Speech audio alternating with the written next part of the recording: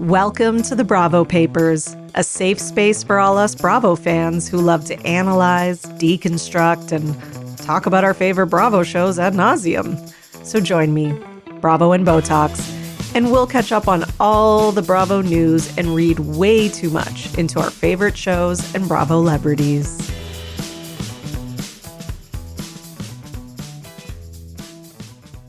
Hello, everyone, and welcome to another episode of the Bravo Papers, Bravo Weekly News. Here, your host, Bravo and Botox, also known as Emily. I'm doing my soothing voice because I got a couple reviews and people talked about my voice being soothing. So I love that. Thank you. Thank you. Should I do this voice all the time? No, I'm just joking, obviously. But thank you for the kind reviews. Listen, I try not to check the reviews too much, but because also I'm in Canada, so I can only see the Canadian reviews. So these were Canadian ones. And then if I want to see them from other countries, I've got to log into my Apple Podcast Connect. This is to see the Apple Podcast ones, whereas most of my listeners are on Spotify anyways, but yeah, I've got to log in and find my password and do a two-step whatever verification. And it's a whole thing. So that's why I don't see them often. I think it's better not to check too much. It's good to check and get feedback. But it's also good not to obsess over it because, especially if you have listeners and they like what you do, you don't want to make big changes based on one person, who might have a problem with something. But here's the other thing. One of you said in the review, by the way, thank you so much for the kind reviews. Honestly, it means the world to me. This has been a week where I feel like everyone is, I don't know, just sending love. I'm what did I do this week to deserve this? But I got these reviews, and then a couple listeners sent me a coffee through Buy Me a Coffee. So I was everyone, I'm just feeling, I'm all in my feelings, it's really nice. And I just want you all to know how much I appreciate it. And I just appreciate you as listeners, just being here and listening. That's really the best form of payment that you could give me, because, the more people who listen consistently and download and subscribe and all that kind of stuff, leave a review, a 5-star rating, whatever, that's what helps the podcast grow. And one person put that their only complaint was they wish I could do more than one episode a week. I do too. I love that comment. One thing is, I'm working towards that. One thing is that I do have a full-time job, and it's not a low maintenance type of job. So I really, I can't without having a nervous breakdown, but, I'm trying to continue growing the pod so that I can get signed with a podcast network. That is kind of my next goal. And I have had some interest, but I'm still figuring that out. And if I can do that and I can get more sponsors, or I can get some ads or whatever, that will help me so that I can do this more full time and put out more episodes, which is what I really want to do, but it's one of those things. It's it's like growing your own business. It doesn't happen overnight. It takes years. It takes time. It really does. You don't just pop up and have a podcast and, have hundreds of thousands of listeners and get ads overnight. Unless you're already a celebrity or something like that. That's a little different, but I'm not, obviously.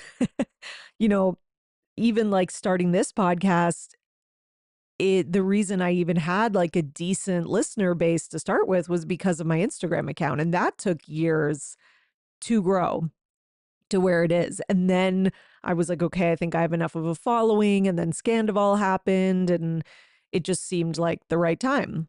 And here we are. So thank you, everyone. I just wanted to say thank you for that. Also, happy Thanksgiving to all my wonderful Canadian listeners. I know, the American Thanksgiving is later in November, but ours is today. And that is why I am coming to you a little later today on Monday, because my family, like a lot of families, we do Thanksgiving in Canada is always on a Monday. So, but most people, well, actually, I don't know if most people, I'm really just talking out of my ass, but most people I know do the dinner and the family gathering kind of thing on the Sunday. Cause then you get the Monday to like chill and just, clean up the mess you made from yesterday, relax, recover from the big meal, and, get ready for Tuesday, which is like the new Monday. So yeah. Anyways, so yesterday, I was at my parents', my mom hosted, so I was there all day. And then, um, yeah. And then by the time we got home, it's late.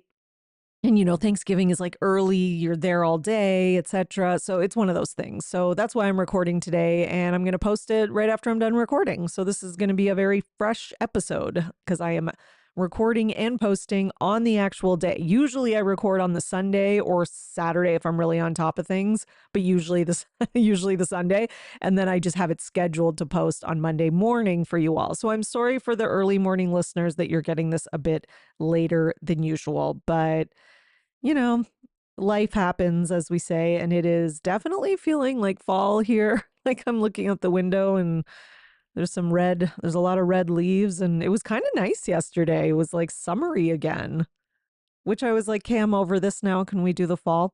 I say that every year, and then the winter comes and I'm like, ugh, it's the same pattern every year, right? All right. So we got some news. We definitely got some news today. Wait, let me just find the one that I wanted to start with. Okay. I wanted to start with Real Housewives of Orange County because there's just so much going on. Okay, there is just a lot. Listen, the reunion was filmed. And this is the seating chart in case you didn't see it. I did post it on my Instagram. Obviously, Shannon and Tamra have first seats on either side of Andy. And then on Shannon's side is, in this order, okay, Gina, Jen, and Katie. And then on Tamra's side is Emily, Heather, and then Alexis. Now, I'm assuming that maybe I'm assuming wrong. I'm assuming Alexis will not be out there the whole time, but I also don't see how she could not be out there the whole time, because if you think about it, she's really been the center of a lot of the drama this season, because she's obviously, part of this lawsuit with Shannon's ex-boyfriend and all that kind of stuff, but they have her there. I'm a little surprised at Emily being next to Tamra. Like, I'm not surprised at Emily being on that side because you can't put everyone on Shannon's side. And, if you put everyone on Shannon's side, then all Tamra's going to have left is Heather. But I would have thought Heather would have been first. I actually think Heather had more drama this season than Emily, actually. Like, I know some of her drama was with Emily, but I just think that the way Heather's moving now as like Tamra's little sidekick and stuff, I just would have flipped them. But I guess at the end of the day, especially because Emily's been supporting Shannon more, but yeah, unless there's something that we're going to see in the next couple episodes, because I'm assuming, like, how many episodes are left? There can't be, like, I feel like we've been watching the season for a long time. Maybe it's because it's so drama heavy this season with the lawsuit and all that kind of stuff. I'm not complaining. Okay, I'm loving this season. The last episode where they go to London, loved that episode. That episode was like when Shannon finds that text from 2018 from Alexis proving that she was part of the lawsuit with John Jansen. Like, I literally made the same face as Gina. Like, I was like jaw dropped. Like, that little liar, like she was part of it. It was crazy. It was like a soap opera. Like, it was just so good, except it's just better because it's real life. So yeah, that was wild. What a great episode. And just like Shannon yelling at Tamra from behind those things that looked like bars, and like just everything. It was a great episode. I just feel like we're getting a lot of really good Housewives episodes this week because Potomac was great. Salt Lake City was amazing. The only one that was kind of wah, wah was New York, but that's to be expected, I guess.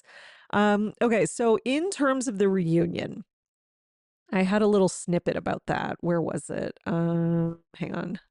Sorry, there's so much OC news. Oh, yeah. So Jen Pedronti was on Radio Andy and she was asked about the reunion and how it was. And she basically said that Shannon was frazzled after the OC reunion. She made a comment about Shannon was running around like crazy or something like after the reunion. I'm assuming she means like on set still after they shut the cameras down. But, it's not really that surprising. Like, if there's anyone I can imagine running around frantically, between filming, it's Shannon. Like, I could actually see this. So, maybe that's why this didn't even make that big of headlines going around. But yeah, Jen was just said it was really hard for her. The season was really hard for her. It was just all tough, which again, we expected. Meanwhile, Tamra is, doing her Tamra thing, doing lots of interviews, trying to kind of, backtrack. Listen, Tamra's really leaning into this whole, what's it called?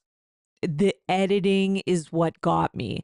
And that someone is desperate or they're at the end of their rope when it comes to debating or arguing their side when they start falling back on the editing, because it's not something Tamra usually does. It's like it is something that we see housewives do, and then they usually get their heads bitten off for doing it by Andy or the rest of the cast, right? And even like Heather had that famous line like back in the day where she was like, they can't edit what you don't say or something like that. But the point of the story is that every interview I've heard with Tamra is her talking about how, oh, it's the editing and it's the way they're making the arguments look. And listen, I'm sure there is some of that. Like, I don't even fully disagree with her about that. But what I will say is that it's she'd be better off to just take the loss, right? And just be like, this season I played it wrong. I went into the season, I assumed that no one would be on Shannon's side because she got a DUI and everybody hates a DUI and everybody hates a drunk driver. And I assumed everyone would be on my side. And I had Heather in my corner and everyone loved Heather last season and they all went against me because I tried to go after Heather. So, like, I think Tamra really thought she had it in the bag, which she has basically said that. Like, she has basically admitted that in interviews.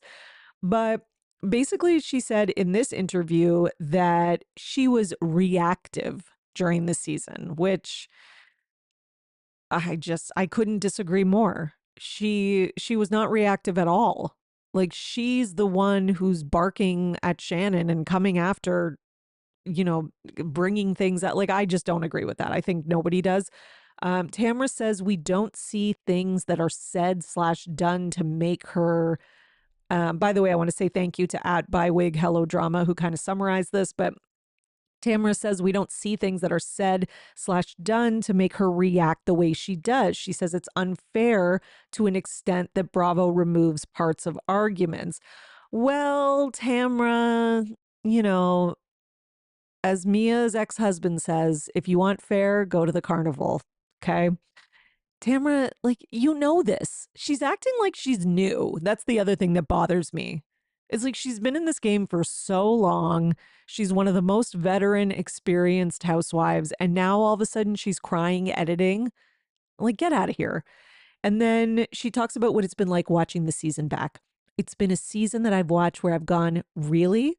This is how it's coming out? I'm very shocked in the sense that, here we have Shannon, whose drinking has been talked about for 10 years since she's been on the show, gets a DUI, hit and run, hurts herself, goes to jail, and for some reason, she's the victim. In my world, I just don't understand it. But then if I was a viewer watching the show, I would think the same because she's really good at playing the victim and poor me.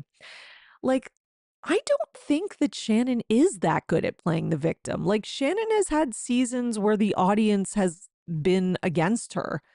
and where they have been like, Shannon, we're sick of hearing you crying and whining about your ex-husband and your divorce. We're over it. Oh my God, I can't. Like, I remember a few seasons ago, it was even like 3 or 4 seasons ago, where everybody was really anti Shannon. And I have these memories because I do the Twitter roundup. So I'm looking at what everyone's saying. And a lot of people were like sick of Shannon's shit. But here's the thing that I think Tamra is forgetting is that there's nothing more that people love more, I should say, sorry, than a redemption and a comeback. And Shannon has fully owned it. So I think that's the other thing. She didn't come into this season like Karen Huger, like like trying to like pretend it didn't happen, or like setting up like Karen on the first episode has this like goes out for lunch with Giselle and like has basically pays the waiter to say like, oh, she comes in here all the time and she never drinks. Like it was so fake. And even Giselle like called it out, right? But she's not doing that. She did I made a horrible mistake. I'm so disappointed in myself. I deserve to do these community service hours or whatever. I'm going to make sure I do them because I need to be reminded of the mistake I made. Like she even made that speech.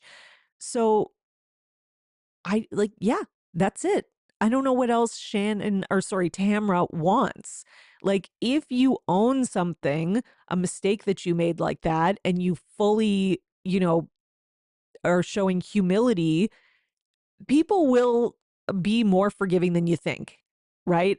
A lot of times, I think people like Tamra and Lala is kind of similar. They dig their heels in so hard because they're like, well, this person should be the person the audience hates. And it's like, well, it's more nuanced than that. It's not just like this person did this, so we hate them, the end. There's more to it than that, It's also like Tamra Tamra wasn't even leaning into the DUI thing as much as she was leaning into the alcoholic thing.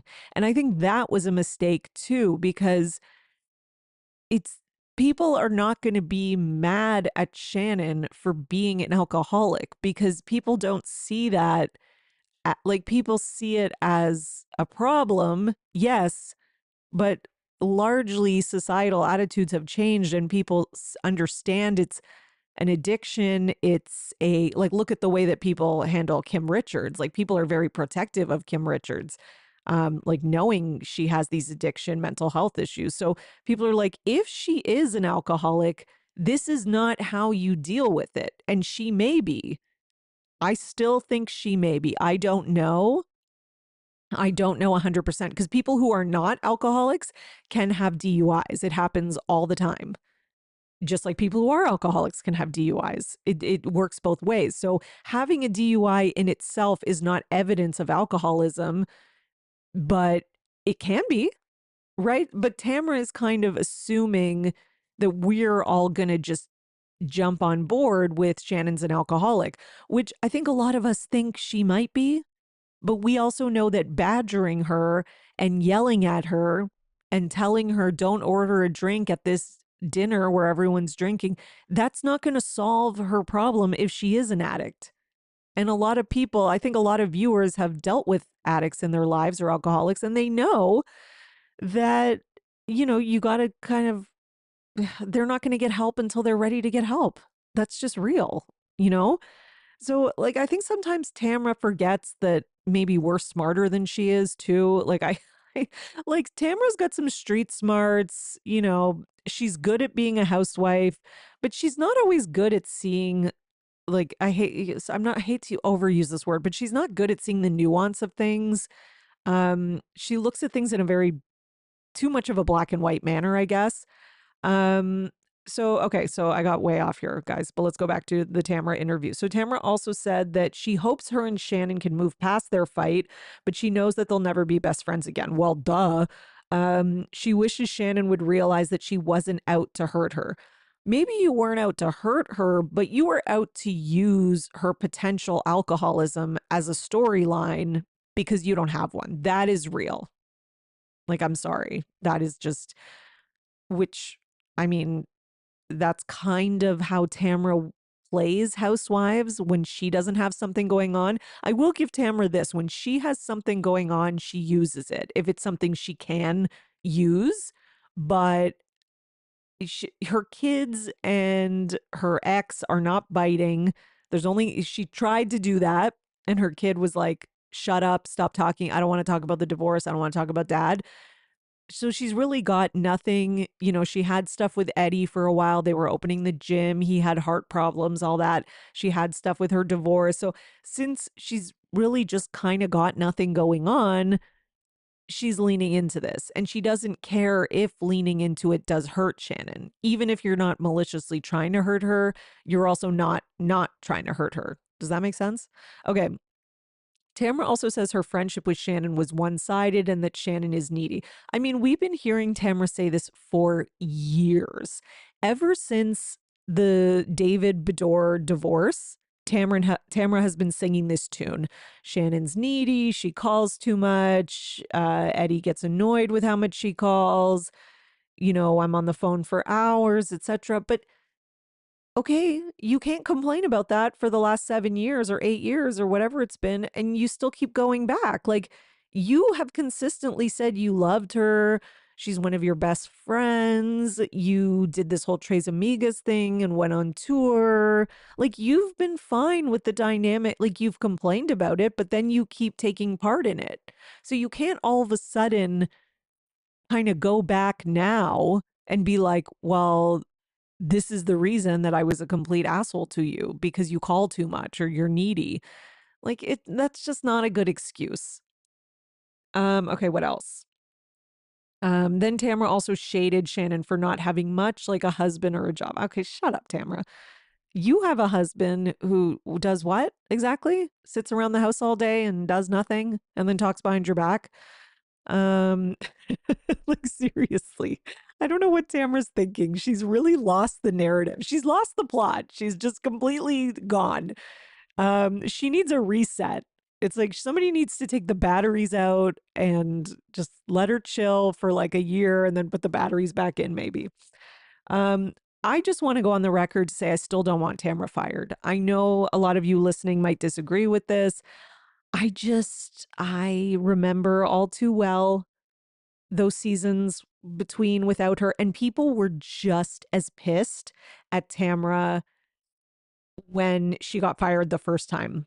It was the same situation. It was because she had brought up the train rumor with Kelly Dodd, and people loved Kelly Dodd at the time, and because this was before everyone knew Kelly Dodd was the worst, but it was the exact same thing. And they listened to everyone, and she got fired, and it's been terrible since. And now this season has been really good.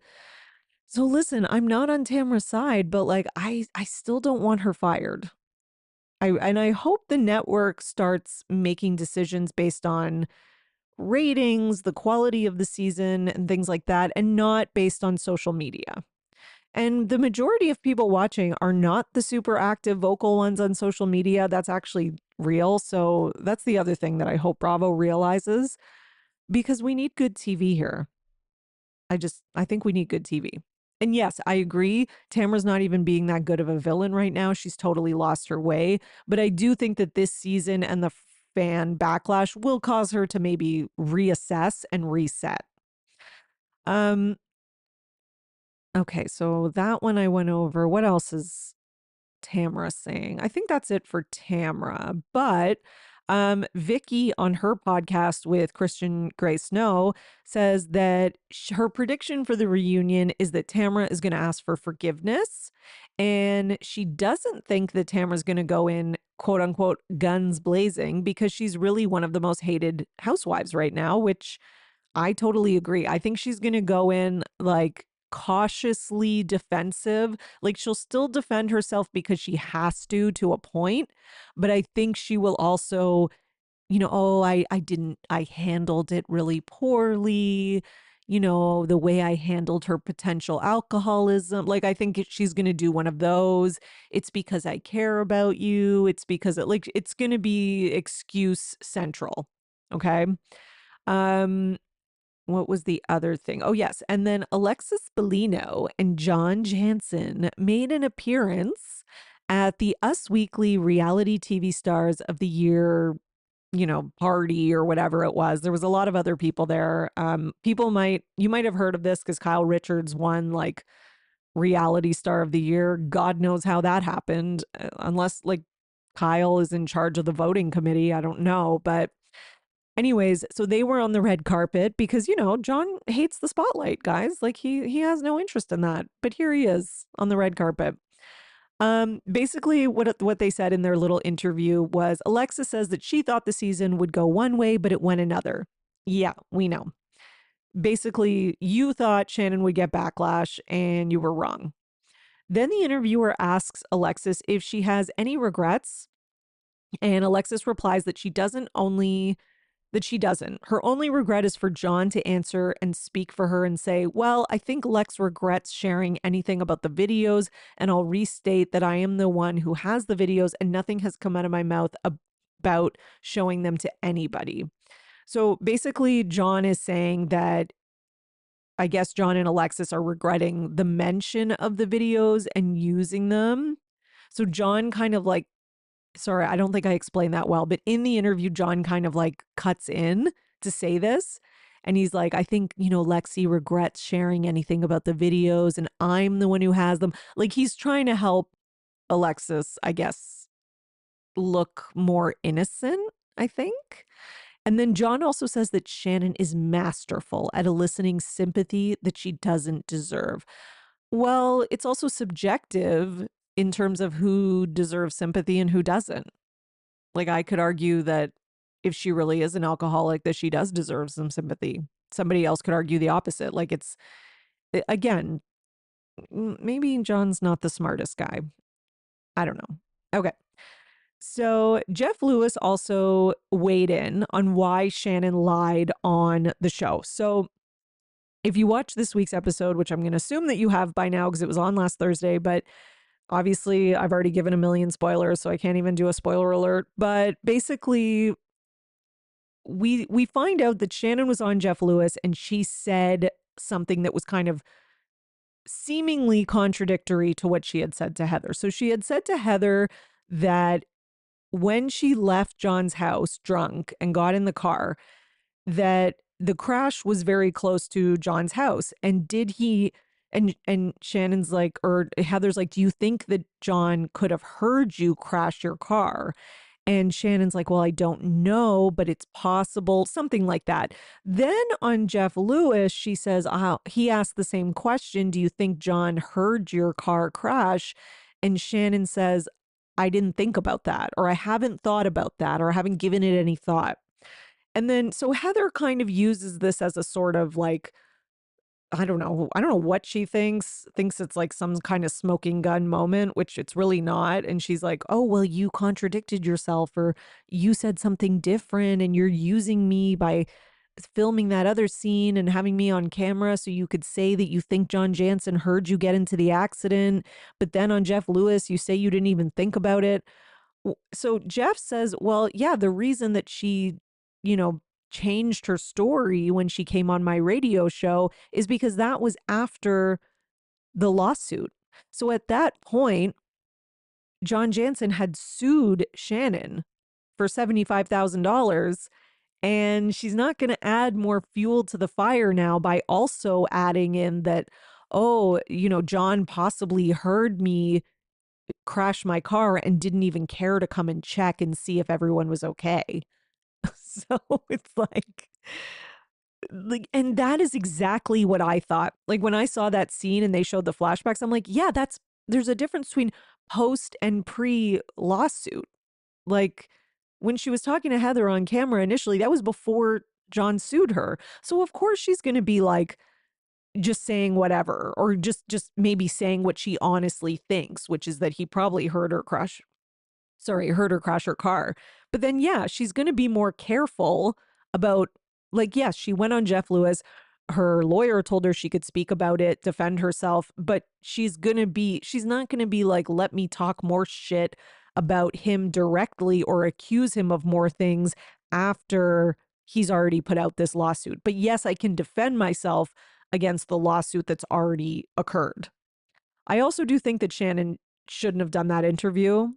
Because the one thing that she did say that was more problematic, I guess, was her saying that he said to her, I wish you could get a loan, a low interest loan. And she was like, well, you have money, because that does kind of make it sound like it was a loan. Here's the thing, though. I do think it was a loan, but it doesn't matter at this point because she offered to pay him. The problem is that he will not sign the non-disparagement agreement. And that's the problem. Like, it's not. So Tamara and Heather's obsession with like, oh, Shannon is trying to say it's not a loan. Well, no, she was willing to give him money, like made him an offer and said, but you got to sign this. And he wouldn't sign it. And now Shannon was on Watch What Happens Live. So here's another update. And she was asked about this, of course. And she said that she just heard from her lawyer on the day that she's sitting there filming Watch What Happens Live, and Andy asked her, and she just heard from her lawyer that John is now saying that he will drop the lawsuit, I think, something like that, if she makes a public statement saying that he is a very generous person. So clearly, this is really, and she's like, I'm assuming the answer is no, since she went on Watch What Happens Live and told everyone that.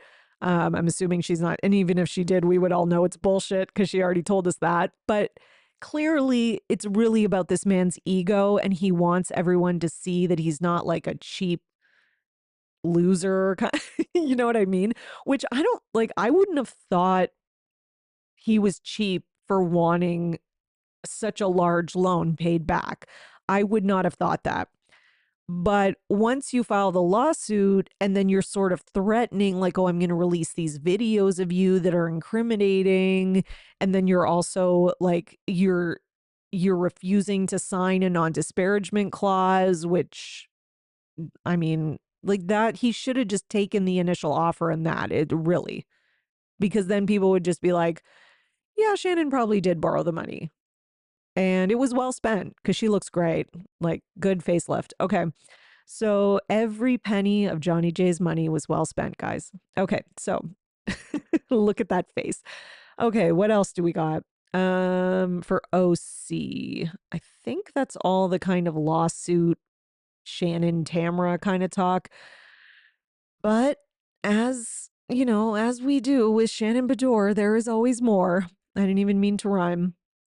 But Shannon is changing her name, guys, from Shannon Storms Bedore to Shannon Storms Redemption Bedore, because Joel Kim Booster has come out and apologized for his statements.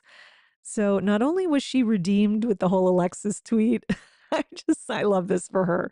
We're 33 minutes in recording, and I have only really talked about Shannon. I just want to put that out there. She's given us so much, really. Just really, she has. Okay. Okay. So Joel Kim Booster put out this statement as an apology, and he says, the housewives of it all. I've had a lot of time to think and process about this, and I wish I could say that I was not the guy who posted those statements on Instagram. But the fact is that I am.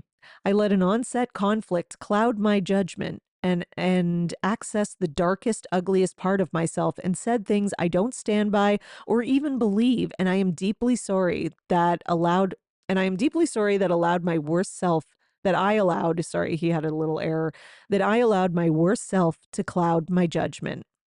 I know Shannon has had an extraordinarily hard year, as she has bravely shared, and as someone who has struggles of their own that have spilled over into work. I should have had more grace for her in that moment. I am deeply sorry for the ways in which I've made Shannon's road towards stability more difficult, and hope that she makes it out the other side of this stronger, healthier, and with the love that she deserves in her life. I regret making this a part of the story of our show, as I'm deeply proud of the work myself, the ladies, and the crew put into making it. I mean, how did he not think of this before he posted it? Like, you are the host of a reality dating show, and you're going to come out before it's even aired. There's not even a trailer. There's nothing. Are they even done editing it? Probably not. And you're going to come out and talk shit about one of the stars. There's 4 stars of this show, and you're going to come out and say that one of them was like terrible to work with, was, a mess. And sorry, I had to check something on my mic. One of them was a mess, and just because you got a DUI and you've had relationship issues doesn't make you a star, which, by the way, it absolutely does in the reality TV world. I stand by that. And of course, he comes out and apologizes. I mean, he held out for a bit. Clearly, listen, there probably was some kind of conflict. There's 2 sides to every story. I'm sure Shannon has her side and he has his. But at the end of the day, what an unprofessional move. And I don't know how you can think that the producers, and this isn't just Bravo, like this is NBC Universal, are not, how this is not going to hurt your career, how they are not going to come out and, say to you, you take that down, you have to apologize, etc. Like, here's the other thing. Now, in the future, there can always be conflicts on sets behind the scenes. There can always be issues behind the scenes on sets between actors, between directors, whoever. And even if you have a reputation of being a delight to work with, now people are going to be like, do I want to work with this guy? Because if something happens and he's upset and he doesn't like the way that something went, is he going to take to Instagram and tell everybody about that? Like, that's what co-stars, future directors, producers are going to think now when they look at you. Because Shannon doesn't give a shit. She's not an actor. She's a reality star. If anything, this makes her career better. But like, he really didn't think this through, which also kind of makes me feel like, was this like a moment? Like, was he, I don't know, did he have a couple drinks and just let loose? Like, I don't know. Like, maybe there was something and now he's like, he's clear minded and he's like, ah, shit. Because Luann also said in an interview that Joel Kim Booster apologized to the whole cast, after his unhinged rant about Shannon Bedore. Luann also said she never saw Shannon mistreating anyone on set, and she didn't feel any tension between Joel and Shannon. Luann says that Joel made a mistake, but he was a good host. And listen, there's been interviews with Ashley as well. She said the same thing. Interviews with Giselle, like they all pretty much taken Shannon's side, which again, they kind of have to, because you can't be like, because again, you can't bring more unprofessionalism to this show at this point, right? Last thing from the OC world is that condolences need to go out to Lydia because her mom, Judy, passed away. Many of you might remember Judy because she was on the show here and there during Lydia's 2 seasons. Listen, I'm not a fan of Lydia, never was, never will be, but her mom was a nice lady and she was funny. And I mean, in some ways she was she was more entertaining than Lydia, that's for sure. We all probably remember when Brianna's husband yelled at her about putting her feet on the couch. And listen, she was like so fun and just she was a character, honestly. So rest in peace, Julie. Sorry, not Lydia, Judy. And Lydia wrote, my mom passed away last night. We are heartbroken, but we know she's dancing with Jesus. Fairy dust, confetti bombs, and crowns like heaven has never seen before. What's in the cat is in the kitten, and I promise to continue to make you proud. That's nice. All right, so let's talk about the Valley, because there is always something with Mr. Jax Taylor and Miss Brittany Cartwright. So basically, a rumor has come out stating that Brittany Cartwright started secretly hooking up with Jax Taylor's pal, Julian Sensley, shortly after their separation. And Julian Sensley, I believe, is an NBA player. But Page Six reports that they only ever hung out privately and that their romance is now over.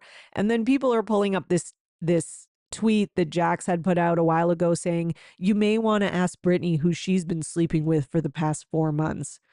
Well, Jax, she's allowed to sleep with someone after you're separated. I mean, you were sleeping with people while you were still married. So, So Jax is also clarifying that he and Brittany have already long resolved their custody issues amid their ongoing divorce.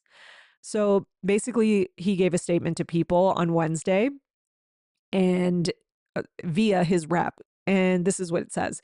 Jax and Brittany have already long resolved all matters related to the custody of Cruz and will continue to work together privately for the best interest of their son, which remains their overriding concern.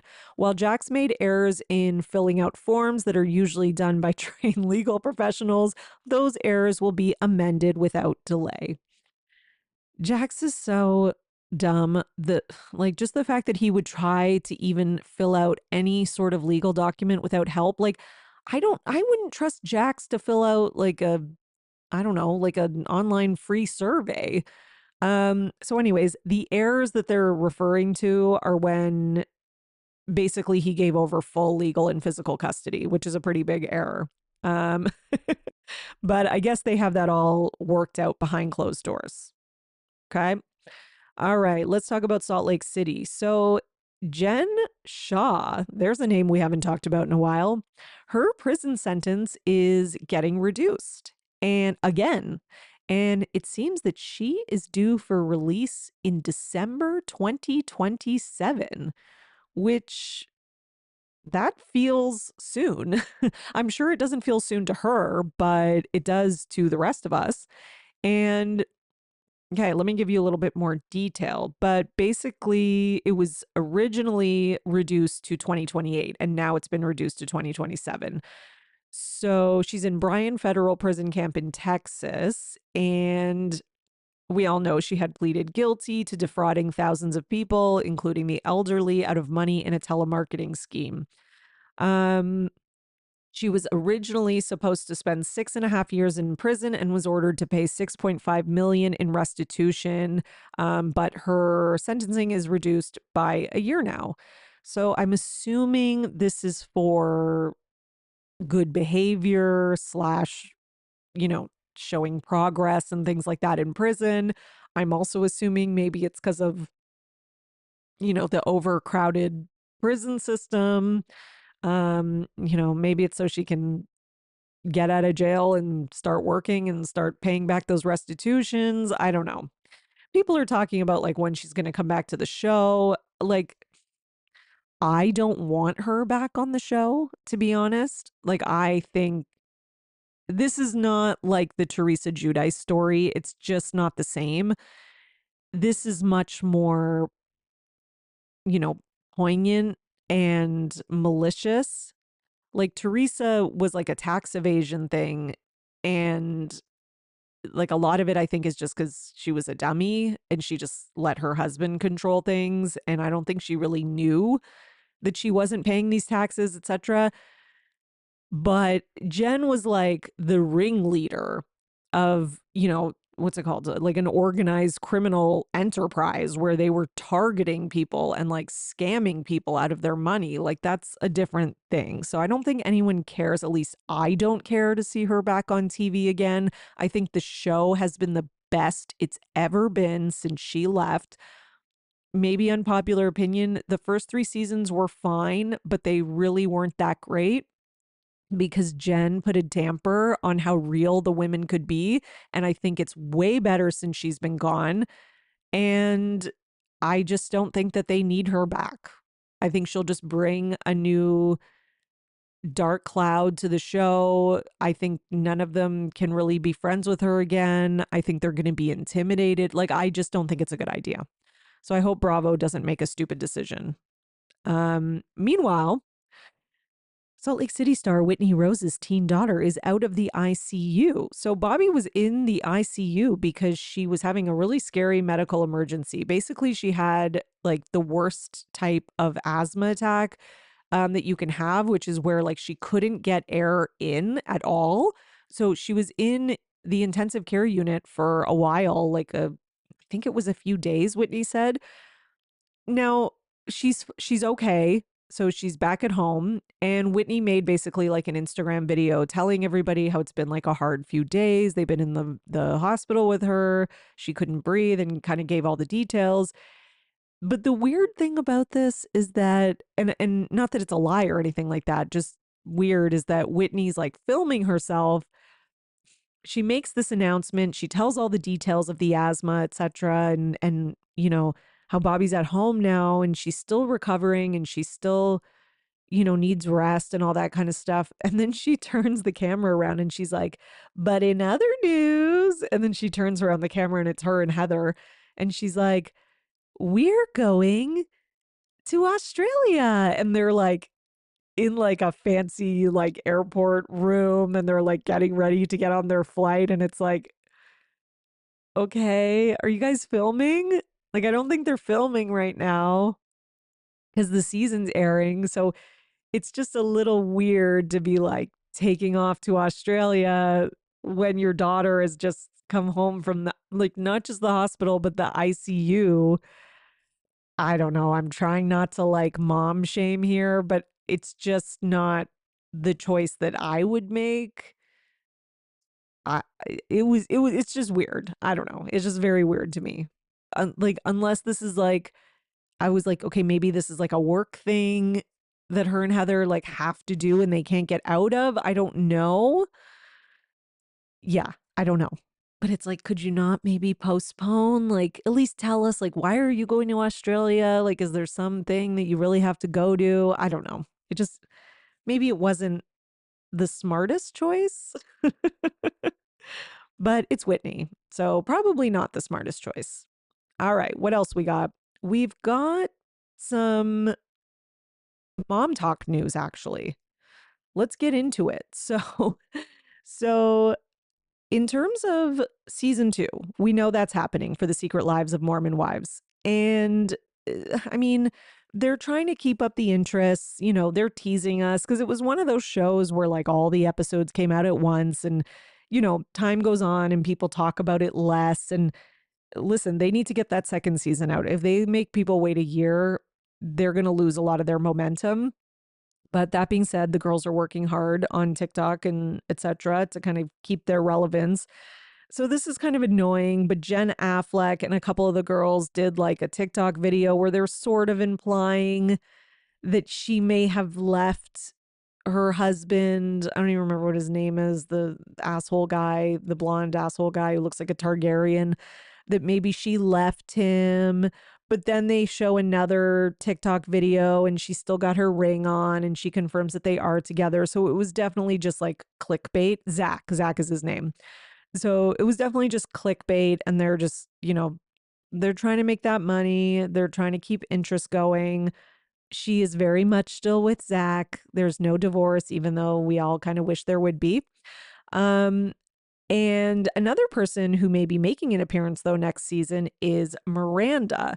So if you don't know, Miranda was one of the original women who was involved in the swinging scandal. So there were not like a lot of these women that were actually involved in the swinging. There was like 3, I think. And Miranda is one of the ones who was like confirmed involved. But she chose, I guess, I'm assuming she chose not to come on the show because I don't see why they wouldn't try to get her on the show for the first season. But it sounds like she wasn't interested, or maybe she just didn't want more like shame or embarrassment over the whole swinging thing. I have no idea. Right. However, the show has aired and it is super popular and they have all gone from like TikTok stars to now, still TikTok stars, but now also reality TV stars. And it's like a huge jump in their level of fame and their audience. And now Miranda has been making comments here and there about like, maybe I will be on season 2, like things like you can tell she's like, oh shit, this was really popular. I need to be on the show too. And now Taylor and Miranda posted, a picture on social media of the two of them hanging out, or video of the two of them hanging out. So it seems like they're probably filming for season 2. I don't see why Hulu wouldn't get their shit together, get the cameras up right away with these ladies, especially with the amount of drama that they have, and air the show. Like, get the show out there. We need it. We don't need it in a year. We need it in like the next few months at the most. So get your shit together, Hulu. Let's go. And I guarantee you, Miranda and some of the other girls that were asked to be on the show and turned it down, they will be there. Definitely Miranda will. I'm interested. I'm interested. And it turns out that Zach Eflek, we know it's been confirmed, by the way, that he's not related to Ben Affleck, but guess who he might be related to or is related to distantly on a family tree? Lala Kent from Vanderpump Rules. Doesn't that just make so much sense that the two of them are related? Just everything makes sense. And it all comes back to Bravo. All right, what else we got? Let's talk about, we did Salt Lake City. Let's talk about some general Bravo news because we definitely have some. So Bravocon is coming back. Okay, we have an official date. It's going to be in Las Vegas in 2025, November 14th, 15th, and 16th. And Andy Cohen says he is very ready. So Sin City will once again be home to BravoCon, which, I mean, it just makes sense. Like Las Vegas just really makes sense for BravoCon. Should I go, guys? I don't know. It's a lot of money. Like, 'cause obviously I have to fly there from Toronto. That's first of all. And then you got to pay for a hotel, and then you got to pay for the tickets. And then I'm sure while you're there, you're going to be like going out drinking, or you're going to go out and eat dinners and stuff like that. And it's just one of those things. But I'm thinking about it. Okay. I'm thinking about it. They're giving us a lot of time to plan. We've got a whole year to plan, a little more than a year. So I don't know. I could put away some money and try. Ugh, I've never been to a BravoCon. I've always wanted to go. I it makes sense in Las Vegas. I kind of wish they'd done it in New York because then that would be like a quicker trip for me. But I don't know. Not that it's all about me because it's definitely not. But we'll see. We'll see. I'll let you guys know once I make some decisions. In other news, we have a court date for Leah McSweeney's lawsuit against Andy Cohen and Bravo. So basically on October 20th, there is going to be, oral arguments in court, and it'll be the first time that a cast member has argued their lawsuit against the network in open court. So, Bravo's going to be arguing to dismiss the lawsuit, and Leah's going to be arguing against dismissal. So yes, we will see, and it's going to be it's going to be interesting to see from what we've heard from her lawsuit, what we've read, what we've seen from her publicist, what she's put out there, I haven't really seen anything very compelling. Definitely nothing that's any more compelling than what Brandi Glanville was arguing. Brandi Glanville, who literally dropped her lawsuit because her lawyers told her she doesn't have a case. So I don't know if it's looking very good for Leah, because I don't think Leah had much more of a case, if any. Okay. All right. So a little bit of below deck news. I don't usually do this, but but Captain Lee was doing like a panel interview podcast show. I don't even know what it was, but the point is that he was asked who his least favorite cast member is, and he answered Captain Sandy, which I fully agree. I can't stand Captain Sandy. But Kate Chastain took to Twitter to respond to this and said, I have been asked probably over 150 times who my least favorite below deck crew member is. My answer would never be a chief stew of another franchise. That would be super weird. I don't know about that, Kate. I think, listen, I'm a fan of Kate. I enjoy Kate, but Kate, you'll talk a lot of shit. So, and he's not even on the show anymore. So, well, I guess she isn't either, but it's like, I think he can say, I understand like what she's saying in the sense of like, they weren't on a franchise together, but that doesn't mean that he hasn't interacted with each other or maybe heard things or seen things. I don't know. I've never been able to get back on board, no pun intended, with Captain Sandy ever since the way the shit that her and what's that girl's name pulled against Hannah. And not like I'm the biggest Hannah fan. It was just like so shady. What was her name? What was her name? She was on Winter House after that. She was super annoying. Yeah, anyways, ever since the two of them did that against Hannah, I was like, Sandy sucks. I'm sorry. And she's just like, she's not fun to watch. She's just not like an entertaining. Her personality is just not for reality TV. It's not even like she's like a bad person necessarily or has a bad personality. It's just not like dynamic and fun, in my opinion. Okay. Okay, let's talk about Summer House for a bit. So, at the Us Weekly Reality TV Stars of the Year, we had some people from Summer House, namely Lindsay Hubbard and Kyle Cook. And who was conspicuously absent was Amanda. Just saying. I don't have any information. Just want to put it out there that yet another event with Kyle that Amanda is not attending. Just saying. Okay. There could be a totally benign reason for it. There could also be a not benign reason. Meanwhile, Lindsay was asked about the future of Summer House because, with people getting older, people like her, who's definitely the star who brings most of the drama, being pregnant, it's kind of like, where is the show going, and what's going to happen for some of the castmates who are maybe like maturing out of the show, like Lindsay. And she said it is something that's on people's minds. It's a conversation that's being had by, the cast and people involved in working on the show. And she's like, it's like, I'm not going to like be bringing my like 7-month-old baby like to the summer house where everyone's like drinking and partying. So, she's like, we do have to, or, she's like thinking about the future in a different way and all that kind of stuff, which of course, like makes total sense. I would so be here for a like the Valley version of Summer House. The thing is we need more than just Lindsay to grow up. Like, and this is the thing is like Kyle and Amanda should be essentially, they should be in that position to like lead a spin-off show like that.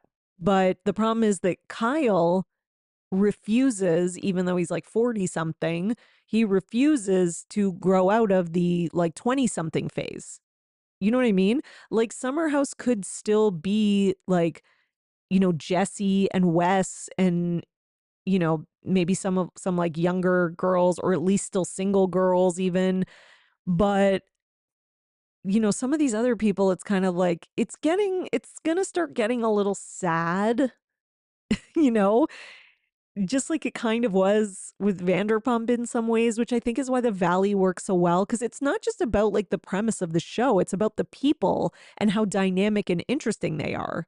Right. And like, I am here to like, am I a big Kyle fan or a big Carl fan? No. But am I here to kind of watch them continue their journey? Yeah. Do I want to see the mess? Yeah. Do I want to see the Amanda and Kyle mess in the suburbs? Kind of. Like, do I want to see Lindsay in the suburbs and see how she's going to do or even not even suburbs, but even just like in New York, just like more daily life or however they're going to be living? Yeah, I'm down for that. I am so down for that. But I don't know. I don't know how it's going to go. So, but I think, I think the show is kind of on the right trajectory in terms of like bringing in these younger, newer people who are creating drama. And, maybe it does need to split into two, like VPR and the Valley. I mean, we all had our doubts about the Valley, and it's good. And even if like Lindsay and Kyle and those, they have some other married friends, if they who are like legitimately in their friend group, just like Jax and all of them did, that would be good too. I could see that, you know? And then like when there's entertaining people on Summer House who eventually grow up and get married, they can have somewhere to migrate over to. You know what I mean? Okay. Because I mean, we need something with New York City because Roni's just not like, listen, I'm still gonna watch it. I'm like entertained by it. It's fine, but it's not giving what we really need it to give, you know? Okay. So what else we got? Um, do I have anything else? Oh, yes.